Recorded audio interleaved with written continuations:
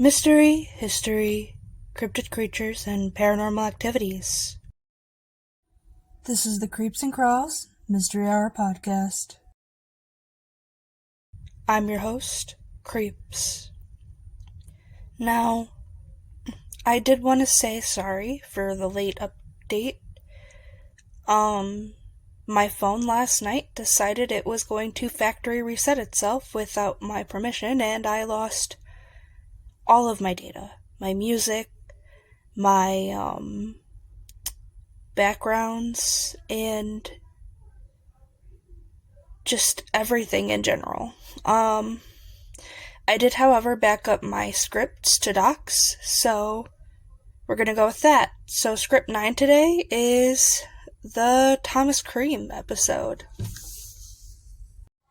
I also wanted to offer a warning to my viewers, as there will be women of the night in this story, as well as poisoning and abortion, and some SA claims. So I did want to say, please, please, please be wary. That is a warning to any triggers that need be.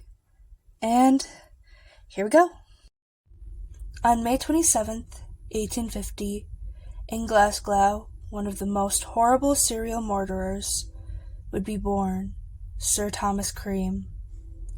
In 1854, his family would move to Quebec City, where he would be raised growing up, and he would attend the now-defunct Lachute Academy before becoming a student at McGill University in Montreal, graduating with an MD CM degree in 1876. But his thesis would be just the first sign of something disturbing, as it was on the effects of chloroform. And in his postgraduate training, he was stationed at St. Thomas Hospital Medical School in London. In 1878, he went to Edinburgh, where he obtained additional qualifications as a physician and surgeon. He then returned to North America in hopes of finding a community in need of a physician, and after his brief experience in Des Moines, Iowa, he relocated to London, Ontario. Now, you may say, wow, this story sounds really familiar. And it did to me too, even to the point where I had to go back a little bit to see why it sounded familiar. And I want to say, if you go back to my Jack the Ripper series about 2 or 3 episodes ago, you'll find my episode on a one H.H. Holmes, who also traveled and obtained different medical knowledge and settled down owning a drugstore. He has no connection to this story, but it is quite strange how minds think alike in the same time period. In 1876, while living in Waterloo, Quebec, Cream met Flora Brooks, and they began courting, and a few months later, Brooks fell pregnant, and Cream would promise to marry her, which at this time was a very big deal, and you could be sued if you backed out. But he would later attempt to perform an abortion on the poor Flora and failed, leaving her severely ill. And he did try to run away to Montreal, but her father apprehended him and forced him to return to marry his daughter. On the day after the wedding, he left for England to continue his medical education, and Flora, well, she never heard from him again. And also later Flora would recover, but ultimately die of tuberculosis in 1877, which was only a year after the birth of her child. When Cream returned to the U.S. in 1878, he established a medical practice of his own in London, but was charged under Ontario's Medical Act for practicing without a license. He then later pled guilty. However, this did not deter patients from visiting his office in 1879, when he was released. Catherine Hutchinson Gardner was found dead in a privy behind Cream's office at 204 Dundas Street. She was pregnant and had been murdered with a handkerchief soaked in chloroform. Ah, remember, Remember his thesis? It was written on chloroform. Cream had refused to help her with an abortion, instead urging her to accuse a local businessman of being the father.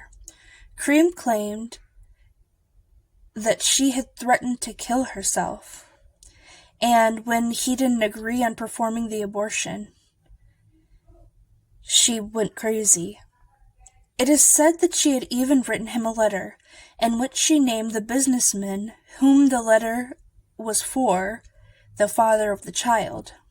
However, Gardner's family disagreed that the note was written by her, as the signature and handwriting did not match her, and her friends dismissed it as a forgery as well. And despite rumors and overwhelming evidence, Cream was not convicted and the crime never solved. And in Chicago, Cream began owning and operating a medical practice in the red light district, offering illegal abortions to prostitutes. And in August of 1880, he was investigated after the death of one Mary Ann Faulkner, a woman whom he had allegedly operated on. And in December of 1880, another patient by the name of Miss Stack died after treatment initiated by Cream. And then he decided to blackmail the pharmacist who filed her treatment prescription, and in April of 1881, a woman named Alice Montgomery died of strychnine poisoning following an abortion in a rooming house, barely a block away from Cream's office. The case was ruled a murder, but was much like the first one, never solved. But time and location implicate Cream as a suspect. And on July 14, 1881, Daniel Stott died of strychnine poisoning in his home in Boone County, Illinois, after Cream supplied him with an alleged remedy for epilepsy. But the death was attributed to natural causes, and Cream wrote to the coroner blaming the pharmacist for the death, and after he again attempted blackmail. This time, Cream was arrested, along with a Miss Julia Abby Stott, who had allegedly become Cream's mistress and procured poison from Cream to do so. She would turn in evidence to avoid jail, laying the blame on Thomas Cream, which left him to face a murder conviction on his own. He was sentenced to life in Joliet prison, but was later released in 1891 after Cream's brother pleaded for leniency and allegedly bribed authorities using money inherited from his father, who had died in 1887. Cream sailed for England, arriving in Liverpool 3 years after Jack the Ripper, and he decided he would go to London and stayed at 103 Lambeth Place Road. At the time, it was riddled with crime and poverty. And on October 13, 1891, Ellen Donnerworth received 2 letters from Cream and agreed to meet him. He offered a drink from a bottle, and was later to be found that she died from strychnine poisoning, supposed from the bottle that he offered her to drink from. I apologize. I'm having a really hard time. I'm still a little shooken up from everything going south on my recordings, so do understand I am having a little bit of trouble rereading everything. And during her inquest, Cream wrote to the coroner working on her case under a pseudonym of A. O'Brien, detective, offering a name to the murderer for €300,000 reward. He also wrote to W.F.D. Smith, owner of the W.H. Smith bookstalls, accusing him of the murder and demanding money for his silence. Then, on October 20th, 1892, Cream met with a young woman named Matilda Clover and offered her pills, instructing her to take 4 before bed. She began experiencing violent, painful spasms later that night and died 2 hours later. Her death was assumed to be heart failure due to alcohol withdrawal. Cream, now hiding under the name M. Malone, wrote a letter to the physician William Broadbent claiming to have evidence of his involvement in Clover's death, demanding 25,000 euros for his silence. Broadbent hastily contacted Scotland Yard and set a trap for the blackmailer. When he came to collect the money, however, he never showed, and no one was caught.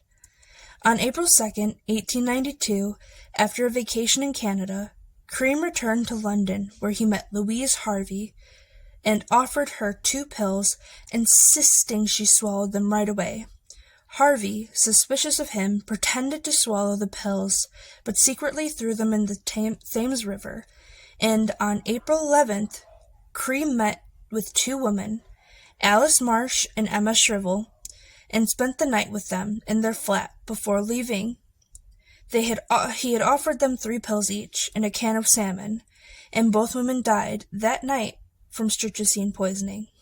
And through the letters that he was leaving to blackmail other people, Cream succeeded in drawing attention to himself and implicating himself in murder.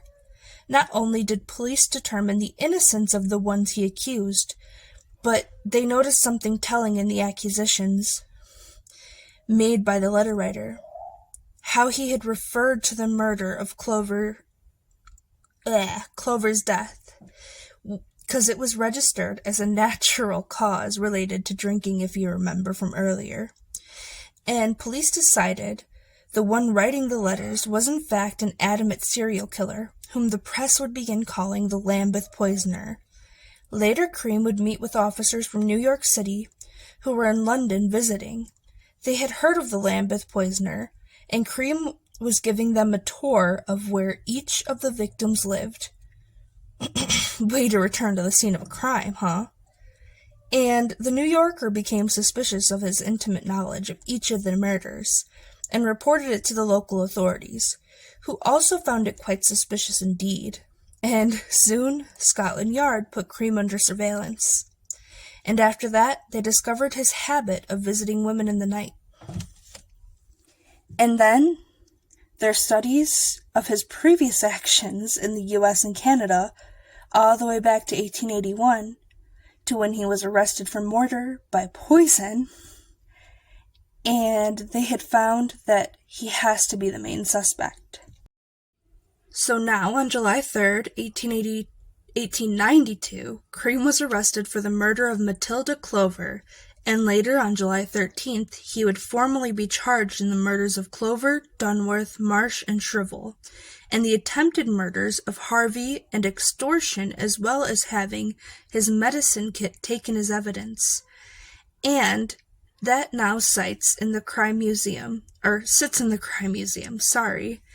And from the start, he insisted he was Dr. Thomas Neal and not Thomas Neal Cream.